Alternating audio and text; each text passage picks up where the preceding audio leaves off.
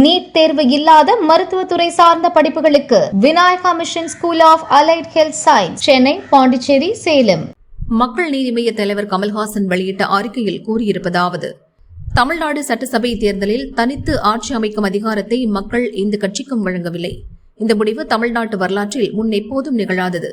என் சகோதரர் ஸ்டாலின் மக்கள் தீர்ப்பை மதிக்கிறோம், பொறுப்பான எதிர்க்கட்சியாக செயல்படுவோம் என்று அறிவித்திருக்கிறார். அவரது அரசியல் முதிர்ச்சியை நான் மதிக்கிறேன். இப்போது அரசியலமைப்பு பொறுப்பில் இருப்பவர்களும் அதே கடமையை நிறைவேற்ற வேண்டும். இது கோரிக்கை அல்ல, அவர்களின் அரசியலமைப்பு கடமைக்கான நினைவூட்டல். விஜய் தலைமையிலான தமிழக வெற்றிக் கழகம் 108 இடங்களில் வென்றுள்ளது.